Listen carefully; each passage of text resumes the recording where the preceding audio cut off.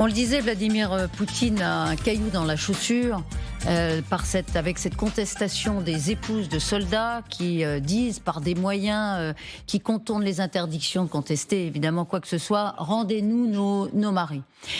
Mais il a aussi besoin des femmes. Et d'ailleurs, il les flatte. Il les a flattées d'abord le 8 mars dernier. Écoutez.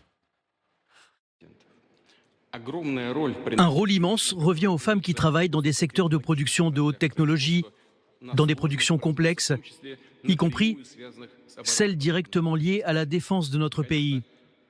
Bien sûr, les véritables héroïnes sont les femmes qui travaillent comme médecins dans le Donbass et la Novorossiya.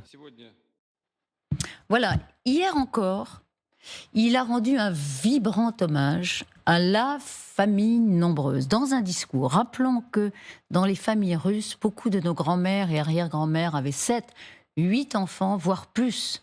Préservons et ravivons ces merveilleuses traditions. Préservons et ravivons ces merveilleuses traditions. Vladimir Poutine, il a un gros souci de démographie. Elle est essentielle pour assurer évidemment la stabilité du régime et donc il entretient évidemment la tradition de la famille nombreuse, 7-8 enfants par femme et par famille, mais aussi en sous-main, il agite tous ceux qui à la Douma veulent rendre la possibilité de procéder à un IVG, un avortement, plus difficile. Regardez ces citations de plusieurs élus.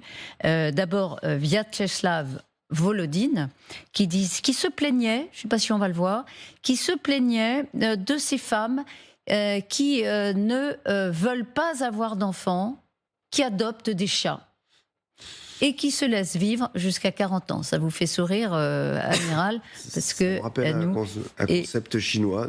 Double income, no kids, de revenus, pas d'enfants. Voilà. Et bien là, ces femmes qui adoptent des chats, comme si adopter des chats, c'était effectivement, je sais pas, la pire, la pire des attitudes russes. Et par ailleurs, écoutez cette biologiste russe également élue à la Douma. Il faut cesser d'orienter les femmes vers des études supérieures. Nous devons arrêter de multiplier le nombre de jeunes qui accèdent à l'enseignement supérieur. Une chose qui en plus ne les mène à rien, puisque soit ils finissent par travailler dans toute autre chose, soit dans une spécialité différente. Et pour les femmes, cette recherche de leur vocation s'étend sur de nombreuses années et ce n'est donc qu'après qu'elles pensent enfin à leur fonction procréative. Vous n'avez pas peur d'être accusé de vouloir revenir dans l'ancien temps en quelque sorte? Et alors, qu'y a-t-il de mal à cela? Alors, ça pourrait, dans tous les pays, on peut trouver des extrémistes qui sont contre l'IVG et qui ont ce genre de propos sur les femmes. Il faut les remettre à la maison et leur interdire et d'étudier. Sauf que là, ça n'a rien de marginal et c'est le Kremlin lui-même qui cherche à rendre plus difficile l'accès à l'IVG et même presque impossible, Bertrand Badi. Oui, il est connu que la Russie est un des pays les plus atteints en matière démographique, c'est-à-dire effectivement toute analyse prospective de la société russe et de l'économie russe passe par ce paramètre. Et vous savez, il y a une seule façon, ce qu'on ne comprend même pas dans nos sociétés européennes occidentales, de remédier à ces déséquilibres démographiques, c'est l'immigration.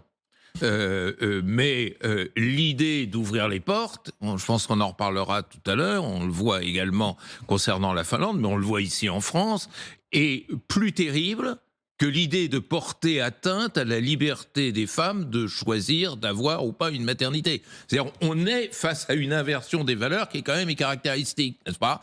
Mieux vaut saquer l'étranger, refuser l'étranger, que préserver le droit des femmes à choisir leur propre destin. C'est quand même en même temps un problème philosophique, mais c'est un problème éminemment sociologique. De toute façon, si la Russie, comme d'ailleurs l'Europe en général, ne relève pas sa courbe démographique, on va, d'un point de vue économique, mais aussi d'un point de vue social, vers de véritables catastrophes. Et c'est ça que Poutine a en tête, mais il le traite à l'ancienne. Poutine est un homme du 19e siècle, il ne faut pas l'oublier, de tous les points de vue, du point de vue militaire, du point de vue politique, du point de vue diplomatique, du point de vue économique, du point de vue social. Et effectivement, il se dit, revenons au bon vieux temps, et puis à ce moment-là, personne ne nous cassait les pieds, je mets bien entendu des guillemets, avec l'idée d'IVG.